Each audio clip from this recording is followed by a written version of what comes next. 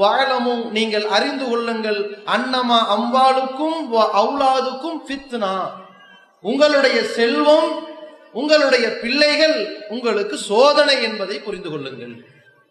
நமக்கு பொருளாதாரத்தை அல்லாஹ் வழங்குகிறான் என்றால் அது நமக்கு சோதனை. இதை எப்படி செலவழிக்கிறான் என்ற சோதனை இருக்கிறது.